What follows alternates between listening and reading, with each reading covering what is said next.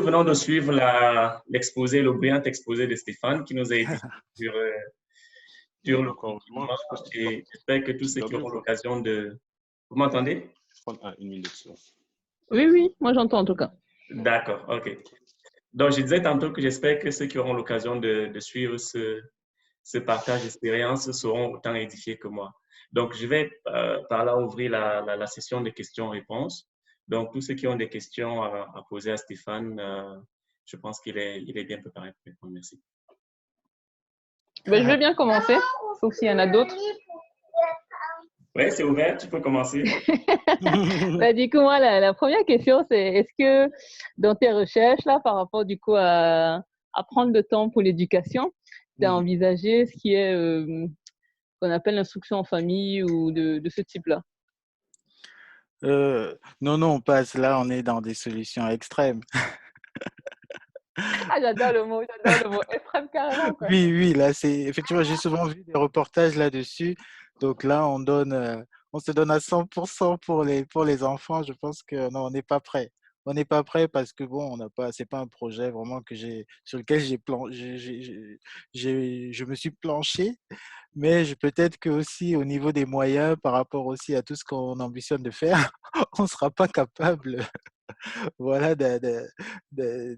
d'assurer hein, à la fois aller chercher notre gagne-pain et, euh, et les éduquer, enfin, s'occuper à 100% de leur éducation. Non, non, ça c'est. Et effectivement. Et au-delà de ça, je pense que c'est quand même, on est vraiment à l'autre bout. C'est vraiment une solution extrême. Voilà. Mais peut-être que si ma femme, elle accepte d'arrêter de bosser pour s'occuper de leur éducation, moi, je serais d'accord. Hein. J'adore la confusion. C'est un petit message là. On va demander si elle Ouais. se connecte ou si elle regarde le replay là. Bon, là, elle est au travail. Parfait. Merci, Grâce. Alors, Stéphane, j'ai une question pour toi. Quels sont les méfaits du confinement? Quelles ont été les expériences douloureuses? Parce que pendant l'exposé, j'ai eu l'impression que c'était plus le positivisme au niveau de- du confinement. Mais quels sont les méfaits et qu'est-ce que tu as pu, comment est-ce que tu les as contournés, les difficultés du confinement? Ah, bon, les méfaits, je pense que c'est vraiment la promiscuité. Parce que, voilà, on n'avait jamais vécu enfermé. Hein. Tu vois, c'était quand même assez inédit. Et nous, voilà, l'appart, il n'est pas gigantesque. Donc, on était vraiment les uns à se marcher sur les autres. Hein. Et, euh, et même quand il s'agissait voilà, de travailler, c'était quand même assez compliqué. Voilà, en réunion, j'avais toujours les enfants qui venaient m'embêter. Voilà. Ou même voilà, quand ma femme, elle ne s'isolait pas dans la chambre pour faire elle aussi ses réunions. Donc, je me retrouvais avec des réunions où des fois on l'entendait et tout. Donc, c'était assez, voilà, assez embêtant. Voilà. Et aussi le fait de ne pas pouvoir voilà, de vraiment être enfermé, même si je sors, voilà, je restais sur le parking, c'est vraiment une sensation étrange. Voilà. Et surtout, ça a vraiment duré longtemps. Et le fait de ne même pas avoir, on va dire, de vie sociale. Donc, nous, par exemple, les enfants, les anniversaires des enfants, ça tombait au mois de mai, au mois d'avril. Donc, on était vraiment en plein confinement.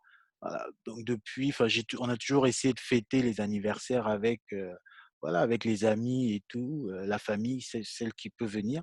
Donc, cette année, voilà, on a fait des anniversaires. Pour Wesley, par exemple, on devait être 4. Et donc pour Charles, j'ai heureusement voilà, mon ami et voisin qui est venu nous en renfort, mais c'était quand même, c'est pas des anniversaires tels qu'on a souvent l'habitude de fêter, donc c'était un peu frustrant. Voilà. OK. D'accord, merci. Et une deuxième question. Je ne monopolise pas. Hein. La personne qui veut poser des questions, elle peut prendre la parole, c'est ouvert. Alors, une deuxième question pour Stéphane. C'est pour savoir si le confinement est une solution envisageable pour l'Afrique. Parce qu'on a remarqué que la plupart des pays africains sont restés, je ne vais pas dire on continue le business as usual, peut-être parce que la pandémie n'a pas été aussi sévère qu'en Europe ou en Asie. Mais est-ce que si ça avait été dans les mêmes proportions, est-ce que le confinement, c'est une solution envisageable pour l'Afrique aujourd'hui? Bon. Bon, déjà, on va remercier le ciel que la pandémie n'ait pas frappé le continent avec la même, la même intensité, parce que pour moi, le confinement restait quand même aussi vraiment une solution extrême. Donc, il fallait vraiment avoir les moyens de, de, de mettre toutes les entreprises à l'arrêt. Donc, ça, c'est un luxe que je pense seuls peuvent se payer les pays développés. Et je pense que finalement, en Europe, on n'aurait pas confiné si on était resté sur quelque chose qui a eu l'ampleur que ça a, par exemple, au Cameroun. C'est-à-dire, ils ont des indicateurs et ils prennent aussi des décisions en fonction de ça. Donc, je pense que oui, au final, on n'aurait pas, si on avait été du même niveau que la France, la bonne solution aurait été de confiner, mais je pense on n'aurait pas eu les moyens. Donc, on l'aurait sans doute pas réellement fait. D'ailleurs, on l'a tenté, hein, plusieurs fois et au final, voilà, parce que les gens devaient manger et tout, parce que l'activité économique devait quand même, poursuivre son cours, heu, tout de suite, les mesures ont été assouplies. D'accord, merci. On va prendre les autres questions des autres intervenants, parce que comme je l'ai dit, j'ai pas mal de questions. Moi, j'en ai une pour toi, Stéphane. Oui. Alors, j'ai entendu ce que tu as dit sur le télétravail, sur le fait que les gens devaient montrer leur productivité pour que ça convainque les entreprises que c'est une bonne solution pour le futur. Mmh. Mais moi, mon constat de mon côté, c'est que avant le confinement et le Covid-19 et tout ça, j'avais déjà été dans des boîtes où il y avait du confinement, où il y avait du télétravail, pardon. Mmh. Et suivant la mentalité de l'entreprise ou des collègues, c'était plus ou moins bien accepté. Mmh. Parce que certains pensaient qu'en présentiel, on est plus efficace qu'en télétravail, quels Mmh. que soient les arguments que tu peux avancer. Mmh. Et donc, du coup, ayant constaté qu'en présentiel comme en télétravail, il y a toujours des gens qui vont gruger et Mmh. qu'il y a toujours des gens qui ne vont pas forcément jouer le jeu, Mmh. penser qu'en télétravail, tout le monde va être sérieux ou qu'il faut que tout le monde soit sérieux pour que l'entreprise promeuve le télétravail, c'est faire comme si en présentiel, tout le monde est forcément aussi fair play. Alors Mmh. qu'il y a Ouais. des gens qui déjà ne faisaient rien en présentiel, bah, Ouais. les mêmes, ils peuvent ne rien faire en télétravail et il ne faut pas que si c'est une minorité, on sanctionne la majorité pour ça. Ouais. Donc, dans cet argument-là, je pense il est important de dire que certaines personnes vont peut-être pas jouer le jeu, mais si la Mmh. majorité le fait, c'est ça qu'il faut prendre en compte. Ouais, Et il tout faut à fait. laisser à chacun, entre guillemets, sa chance de montrer Mmh. ses preuves. Mmh. Quitte à enlever cette autorisation, cette permission, cette liberté à ceux qui ne joueraient pas le jeu, mais d'office, un peu plus faire confiance aux collaborateurs et leur laisser l'occasion de montrer justement ce qu'ils peuvent faire. Mmh. Oui, oui, je pense on dit un peu la même chose parce que, moi, enfin, en tout cas, mon propos, c'est de dire on est quand même encore dans une phase où je pense qu'il faut encore l'assessment. Parce que, par exemple, enfin, où je travaille, il y a, avant le confinement, ils y croyaient pas du tout, hein. C'est-à-dire, le télétravail, c'était la chose à ne pas faire. Et là, il commence. Et donc, moi, je pense que c'est encore une phase où il faut convaincre. Donc, il faut sensibiliser, hein. Il faut sensibiliser pour que les gens, justement, ils se retrouvent pas, parce que ça reste quand même une liberté. Et donc, avec la liberté, on peut faire tout et n'importe quoi. Bien Donc, sûr. donc, il faut qu'on sache qu'on est encore dans cette phase où on doit convaincre sur l'efficacité du télétravail. Et donc, il faut qu'on réussisse le passage de cette phase. Et après, moi, je ne l'ai peut-être pas dit, hein, mais je ne suis pas non plus pour un télétravail à 100%. C'est-à-dire, pour moi, avoir même deux ou 3 jours par semaine, pour moi, c'est l'idéal. Parce que c'est quand même un temps que je n'avais pas du tout avant. Et ça me permet, voilà, d'organiser mes journées différemment. Et je pense aussi que le fait d'aller en présentiel a quand même beaucoup de vertus. Donc moi, quand j'arrive au boulot, le fait de voir les collègues, on va parler de plein d'autres choses. Et c'est des opportunités que je n'ai pas non plus quand je reste à la maison. Donc effectivement, il y a des gens qui jouent pas le jeu mais je pense qu'il faut pas qu'ils soient justement, qu'ils fassent partie de la majorité. C'est-à-dire il faut quand même continuer à sensibiliser pour dire que voilà, c'est pas encore gravé dans le marbre, c'est pas un acquis social, donc il faut quand même savoir que c'est quelque chose qui a beaucoup de vertus et il faut pour l'instant réussir à convaincre. Et après, on fera ce qu'on veut une fois qu'on aura une loi. Donc, mais voilà. Donc, je pense c'est aussi la responsabilité individuelle hein, de faire en sorte que, c'est parce que c'est quand même une façon de vivre. Hein, c'est une façon de voir le monde. Et donc, il faut que cette façon-là s'installe. Et pour ça, il faut de plus en plus d'adeptes. Ouais, merci. Ok, Axel, je t'en prie. Oui, alors j'ai une autre question, Stéphane. Nous sommes aujourd'hui le 7 août 2020 et nous observons que les marqueurs de changement climatique sont au rouge. Au journal encore ce matin, je suivais à midi, là, à 13h, je suivais au journal que les températures que nous avons aujourd'hui avec la canicule sont inédites. Ouais. Et donc, est-ce que le confinement n'est pas un argument écologique? Un argument utilisé pour réguler notre consommation effrénée? On peut dire oui et non, parce que tu sais, en fait, dans les théories, la théorie du complot, elle va toujours essayer de prendre une cause pour essayer d'aller expliquer, je ne sais pas quel type d'effet. Non, je pense on s'est d'abord confiné, c'était parce que le virus circulait, les hôpitaux étaient submergés. Et effectivement, il y aura des conséquences directes. Hein. Moi, j'ai vu beaucoup de photos où souvent ils comparaient les taux de pollution avant le confinement et pendant le confinement. Voilà, ils voyaient qu'il y avait vraiment un impact réel sur la qualité de l'air. Tu vois? Donc, pour moi, c'est une conséquence. Mais on ne va pas dire que, voilà, pour limiter enfin, voilà, notre impact sur la couche d'ozone, on a décidé de se confiner. Voilà. Donc finalement, ça a cette vertu de contribuer effectivement à peut-être atténuer un peu les effets du changement climatique, Oui. mais ce n'était pas voulu. Mais vu qu'ils ils voient effectivement les effets, je pense que ça contribue aussi à se dire qu'il faut pérenniser ce genre de choses. Parce que finalement, on va moins impacter notre planète. Voilà, en étant comme ça, en arrêtant de bouger dans tous les sens, à cramer du gasoil. Voilà, donc en tout cas, c'est un bel argument pour continuer dans cette voie, hein, parce que de toute façon, les effets du changement climatique sont quand même bien réels. Et, et voilà, ça ne nous concerne pas, nous, notre génération, mais voilà, ça pose quand même de gros défis pour les générations qui vont venir. Donc, il faut, si ça peut contribuer, tant mieux. Mais je pense que ce n'était pas calculé. Parfait. J'ai également une question, je ne sais pas si vous m'entendez. Oui, Julien, je t'entends. Ok. Déjà, salut à tous. Un plaisir Julien. d'avoir suivi votre présentation.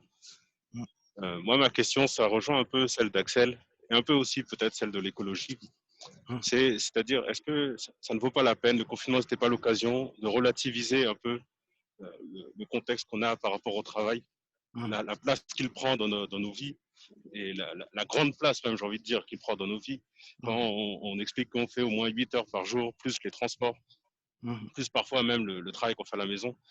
Et est-ce que ça n'a pas été pour vous l'occasion de remettre un travail à sa juste place, c'est-à-dire une place finalement un peu inférieure à ce qu'elle devrait être aujourd'hui, selon moi? Voilà ma question. Oui, tu as raison. De toute façon, j'ai signalé que ce n'étaient pas les seules, j'ai cité quelques leçons, mais ce ne sont pas les seules leçons. Et effectivement, il y a un épisode du podcast où je m'entretiens avec un de mes amis et il me dit que finalement, le confinement lui a permis de comprendre que finalement, son travail n'était pas très utile parce qu'il faisait partie des premiers confinés. Et on était nombreux dans ces cas-là parce que ouais, on fait des métiers un peu abstraits. Mais au contraire, on avait les éboueurs ou les soignants qui étaient vraiment en première ligne et on avait l'impression que les seuls boulots, grosso modo, qui ont un sens, c'est ceux-là. Mais effectivement, c'est une belle leçon hein, de nous dire que effectivement le travail, certes, il compte, mais, mais voilà, il faut pas essayer de lui donner l'importance qu'il n'a pas. Mais je pense qu'il reste quand même important dans notre monde, hein, parce que le monde a été conçu comme ça, parce que le monde dans lequel on est, il est conçu comme ça. C'est-à-dire, c'est un gros prétexte pour pouvoir répartir un peu les richesses. C'est-à-dire que si on ne l'a pas, voilà, effectivement, on sera tranquille assis, mais on pourra pas réaliser beaucoup de choses.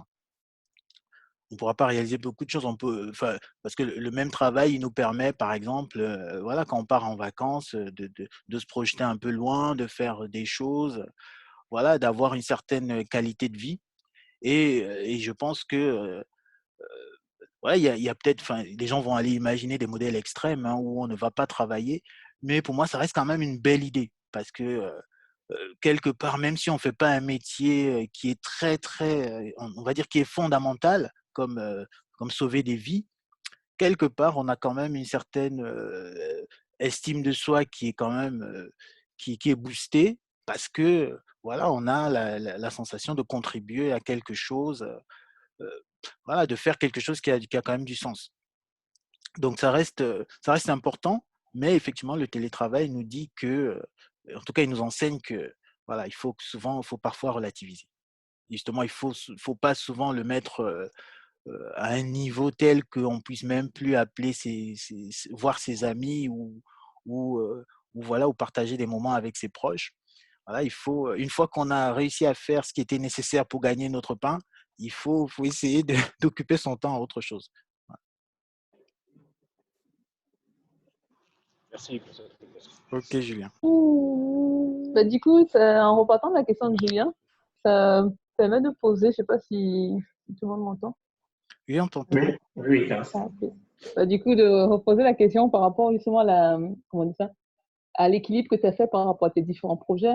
Parce que là, justement, tu disais dans ta présentation que tu avais quand même plein de projets entre l'écriture, Mhm. entre le podcast, entre ton boulot, entre... Ouais. Du coup, est-ce que tu peux juste un peu redire quel temps tu as accordé, quelle priorité tu as accordé finalement à tes différents projets? Si Mhm. justement, est-ce que tu n'as pas donné un peu moins de poids à ton travail habituel, en tout cas Ouais. celui ce pourquoi tu es payé, et Mhm. plus poids aux autres projets? Est-ce que pendant ce confinement-là, tu as réévalué le poids que Ouais. tu donnais à tes différents projets? Mhm. Oui, effectivement, c'est obligatoire hein, parce que le temps, il est pas infini. Donc, mais je pense il y a une petite intelligence à avoir sur la répartition parce que, par exemple, des fois, on peut passer une journée de travail et voilà, on va peaufiner, par exemple, ses présentations, on va peaufiner ses mails, on va essayer de faire tout aux petits oignons et au final, on va cramer toute la journée sur cette activité-là. Donc du coup, enfin, en tout cas, moi, ce que je fais, j'essaye quand même de garder un certain niveau de qualité, mais j'accepte souvent de ne plus vraiment atteindre la perfection sur toutes sortes de sujets, hein, même ceux qui ne sont pas importants, et ça me permet de dégager un peu de temps. Voilà. Donc clairement, ça va rogner un peu sur certaines choses, mais voilà, il ne faut pas non plus que ce soit de façon à carrément totalement nous décrédibiliser. Voilà. Mais il faut effectivement il faut répartir le temps. Et par exemple, en tout cas, en ce qui concerne le podcast, généralement, moi, je vais les enregistrer vraiment tard le soir. Donc, des fois, il y a plein de fois, je les fais à 22 heures. Donc, ça veut dire que de toute façon, c'est un temps qui ne peut plus servir pour s'occuper des enfants parce qu'ils sont HS. Et, euh, et voilà, donc c'est quelques ajustements. Et, euh, et après, ça va dépendre aussi de la personne. Hein. Parce que moi particulièrement, enfin, je pense que je suis un peu boulimique aussi de travail, donc je fais beaucoup de choses.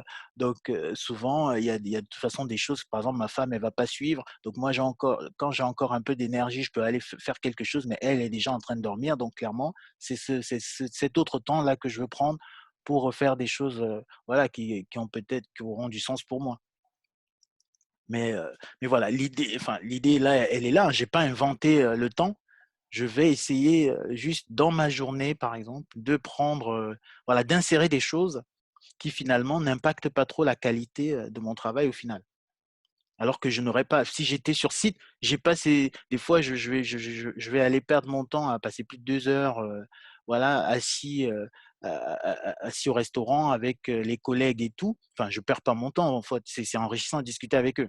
Mais quand je suis à la maison, par exemple, voilà, on va manger rapidement, mais je vais aussi en profiter sur cette pause-là d'être avec les enfants, de faire des trucs. Donc c'est comme ça, il faut vraiment s'efforcer à à à insérer, toutes ces choses qui ont un peu du sens pour nous, voilà, dans les horaires, dans notre plage de notre plage horaire, quoi. Est-ce que tu as eu des moments où, pendant le confinement, justement, tu t'es senti un peu dépassé ou pris par trop de choses ou bien est-ce que tu as senti aussi des fois où le télétravail t'absorbait plus que ce que tu aurais souhaité? Oui, clairement, parce que le travail aussi, il est pas, très monotone, hein. On a des moments de crise, on a des moments où c'est plus calme, mais mais après voilà, je vais pas, je vais pas paniquer plus que ça parce que moi ça fait plus de 15 ans que je travaille, donc j'ai quand même pas mal d'astuces. En tout cas, moi, ce que j'essaye souvent de faire, hein, même si je suis submergé par des choses, et même si j'arrive, enfin, on me confie des missions, j'y arrive pas, je vais essayer de quand même de montrer que bon, si j'y arrive pas, c'est que, bah, voilà, clairement, j'ai peut-être pas, il me manque tel et tel moyen pour le faire. Donc, je vais quand même travailler pour montrer que, voilà, on n'a peut-être pas les conditions de réussite. Et donc, en tout cas, je vais jongler comme ça. Mais il y a effectivement des moments où on sent que, voilà, il y a énormément de pression et du côté du boulot et même, les gamins qui des fois ils mettent de la pression derrière parce que quand vraiment, ils en ont marre de tourner en rond au salon, voilà, ils vont mettre vraiment la pression. Donc il y a ces moments-là, mais mais voilà, je pense qu'ils ont, étant donné que de toute façon, moi, j'étais prêt à exploiter chaque opportunité de temps que j'avais, une fois que j'ai pu atténuer un peu la pression côté boulot, tout de suite, voilà, on faisait notre tour dehors. Et les enfants, voilà, ils vont changer du tout au tout, hein. Dès qu'ils sont dehors, c'est plus du tout les mêmes enfants qui faisaient des crises dans l'appartement. Donc, voilà, donc on essayait de s'en sortir comme ça. Mais ce qu'il faut savoir aussi, c'est que le vrai télétravail, ce sera pas un télétravail avec les gamins qui seront là à tout bout de champ, ouais, parce que le confinement, il a plusieurs, il a vraiment un côté pervers où, ouais, on te donne le temps, mais c'est pas un temps d'une très, très grande qualité. Donc il faut tu es obligé de bien le remodeler pour, en faire quelque chose. Et d'ailleurs, à ce sujet, comment vous vous êtes organisés, du coup, ta femme et toi, par rapport au fait que vous aviez effectivement à la fois le télétravail à faire et puis les enfants aussi à la maison puisqu'il n'y avait pas d'école, de Ouais. crèche et tout ça? Bah, on s'est pas, enfin ça s'est fait naturellement, hein. Bon, en tout cas moi, je pense que je me suis peut-être occupé d'eux un peu plus. Ouais, mais en fait, on n'avait pas de vraie recette. Donc moi, naturellement, c'est moi qui les réveille, voilà, je vais les préparer, faire leur petit déjeuner et dès qu'à 9h30, j'ai souvent un daily meeting et là, je m'assure qu'ils sont déjà occupés avec, des jouets ou au pire, ce qu'on n'aime pas faire, mais on l'a souvent fait, on met on va mettre, par exemple, un dessin animé. Voilà. Et du coup, pendant ce temps-là, il y a ma femme qui sera elle va occuper la chambre pour ses réunions et moi je serai au salon, pour mes meetings, également. Donc c'était une organisation un peu comme ça et donc qu'est-ce qu'on va faire? Moi, dès que j'ai fini mon daily meeting, tout de suite, voilà, à 10h, je suis déjà avec les enfants pour faire, la première série d'activités. voilà, on va boucler à 11 heures. Moi, je vais retourner sur mon écran. Et eux, comme les activités les auront un peu fatigués, ils seront en train, enfin, pas fatigués, ça les aura un peu saoulés. Ils seront maintenant en train de jouer. Et après, à midi, on va faire la pause. Donc, tout le monde va un peu manger. On va encore essayer de traîner un peu ensemble. Et, et après, voilà, à 14 heures, on va reprendre le boulot. Les enfants, ils sont un peu tout seuls. Voilà, c'est là où on avait souvent les réunions qui sont bruyantes. Mais voilà, quand on n'a pas de réunion, moi, à 16 heures, là, je suis dehors avec eux. Je suis dehors avec eux et j'ai mon mobile. Je suis prêt à répondre à ceux qui m'appellent, aussi ceux qui écrivent. Mais je suis aussi avec eux dehors. Voilà. Et même souvent, enfin, quand ma femme elle va finir, elle, sa journée de travail, elle va encore, elle va là, elle va récupérer les enfants qui peut-être ont déjà joué. Là, elle va leur donner le bain et puis finalement finir, clôturer la soirée. Donc je pense que oui, ça c'est plutôt organisé comme ça, hein. C'est-à-dire moi, je gère toute la journée. Après elle va elle va gérer le soir. Ok. Alors, question, si on disait demain reconfinement, quel serait ton état, comment tu te sentirais si on disait reconfinement? Bon, enfin, reconfinement, moi je pense que ce serait quand même, ce serait dommage. Ça voudrait dire que vraiment on est reparti dans des gros chiffres parce que on a quand même vécu une période où il y a, enfin, je ne sais pas si en France on a fait les 1000 morts par jour. Donc c'est quand même, pour moi ça reste énorme, hein, parce que c'est des vies. On dit que la vie des Noirs compte, mais je pense que toutes les vies comptent. Donc si on est en confinement, ça veut dire que les chiffres sont mauvais. Donc c'est vraiment de très très, c'est pas une bonne nouvelle. Mais par contre, on sera quand même déconfiné un peu, on va dire expérimenté. Donc on va reprendre, je pense, les mêmes rituels et heu et voilà, si, on va continuer à travailler comme ça à distance, à essayer d'occuper, le temps, enfin en tout cas gérer la journée comme on a essayé de le faire, mais on sera des pros. Mais franchement, le confinement, je pense que même en France, hein, ils vont peut-être souvent y réfléchir à 2 fois avant de reconfiner parce que, voilà, ils voient bien que, étant donné que toute la politique monétaire est à discuter à Bruxelles, voilà, ils se prennent, c'est pas, il y a pas que la France n'est finalement pas très souveraine sur ces questions d'argent. Donc je pense que eux, ça les arrange d'avoir un système qui fonctionne avec les règles établies, alors que le confinement, bah, il bouleverse toutes les règles. Voilà. Il y a que il y a plus rien qui, l'économie ne tourne plus. Donc on fonctionne que par injection d'argent. Et ça crée des discussions quand même qui s'éternisent souvent à Bruxelles. Donc je pense que c'est, en tout cas pour moi, il y a très peu de chances, mais on ne sait jamais. Voilà. Mais je sais pas s'il y a quelqu'un qui peut compléter la réponse, hein, mais voilà, c'est ce que j'ai à dire sur un possible reconfinement. Oui. Alors, moi, la question était plus orientée vers le sens où le confinement est vécu comme un blocage psychologique. Mmh.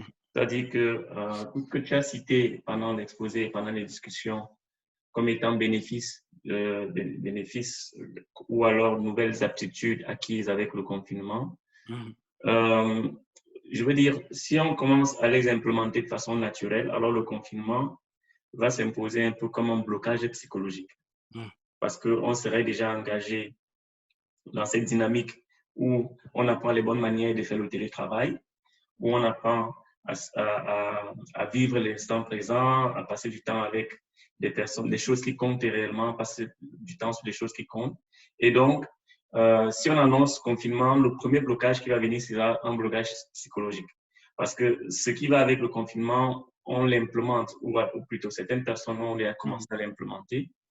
Et donc, pour s'affranchir de ce blocage-là, je pense que s'il faut dire confinement, il faudrait changer peut-être de thème, retrouver un autre mot, une autre Ouais. expression pour nous affranchir de ce mot qui, en fait, auquel sont greffés d'autres mots Ouais. comme la crise politique, la crise économique. D'ailleurs, certaines puissances prédisaient des crises politiques dans des pays qui ont un équilibre démocratique faible, Mhm. parce que la pression populaire devait s'accroître avec les besoins en termes de santé, en termes de finances, etc. Donc, c'est clair que les leaders devaient passer un sale carton. Donc, tout ce blocage-là, psychologique, qu'entraîne le mot confinement, je pense que si on y songe, il faudrait peut-être, et c'est peut-être une suggestion pour tous les leaders qui auront l'occasion de tomber sur cette vidéo, de chercher un autre thème qui va peut-être aller dans le sens de toutes les valeurs qu'on a acquises tout au long du confinement et pour nous libérer de tous les maux que cela crée. Oui, oui, c'est vrai que le confinement, en lui-même, il est toujours péjoratif, hein. C'est comme un enfermement, c'est comme une prison. Oui. Mais voilà, je pense que il traduit pas réellement ce que c'est. Voilà. Parce que pour moi, enfin, en tout cas, globalement, et déjà étant donné que ça a remis le télétravail au centre des discussions, il est déjà un peu positif. Voilà. Parce que le télétravail, moi, j'ai toujours, surtout dans cette société, effectivement, qui va vraiment à 100 à l'heure, voilà, l'homme est souvent oublié, hein, parce qu'on ne fait que courir. Et, justement, avec le télétravail, je pense qu'on rééquilibre un peu les choses, hein. On l'a souvent vu même dans certains programmes politiques un peu de gauche, où effectivement, ça nous permet de nous libérer un peu du travail. Parfait. Merci beaucoup, Stéphane. S'il n'y a plus de questions, je vais te remercier pour tout le temps que tu as pris et pour la qualité de l'exposé que tu nous as délivré aujourd'hui. Nous en sortons tous édifiés par rapport à cette période assez difficile que nous avons vécue pendant le confinement et période pendant laquelle, comme tu l'as si bien démontré, nous avons pu tirer des leçons positives qui pourront améliorer la façon dont nous allons aborder la vie et la façon dont nous allons pérenniser cette vie, étant entendu que les challenges sont assez grands aujourd'hui. Donc, s'il n'y a plus de questions, je vais te remercier. Les séances vont être partagées dans notre forum. J'ai enregistré une copie, je vais la diffuser. Et puis, comme je l'ai déroulé dans la roadmap, progressivement ensemble, nous allons construire toutes les briques qui vont nous permettre d'arriver à diffuser tout ceci, à rendre cela public. Donc, merci une fois de plus à toutes les personnes qui ont pris de leur temps pour partager ce moment avec nous. La prochaine séance, on va suivre le document qui est dans notre espace de communication. Donc, tous ceux qui ont des thèmes, alors Stéphane, je t'invite aussi, si tu as d'autres thèmes pour nous entretenir, n'hésite pas. Donc, la liste est ouverte. Il n'y a pas de restriction sur le nombre de séances. Le but étant, comme tu l'as dit, qu'on étoffe notre présence dans l'espace de partage mondial. Parce que c'est un constat amer. On n'est pas suffisamment dans l'espace de communication et dans l'espace de partage.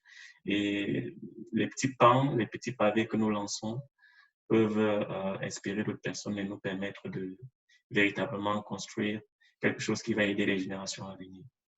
Donc, merci une fois de plus et bonne soirée à vous. Merci à toi. Bonne soirée. Bonne soirée à tout le monde. Merci, bonne soirée. Il y a la jeune génération qui veut s'exprimer. Oui, qui fait la bagarre. C'est quoi cette histoire-là?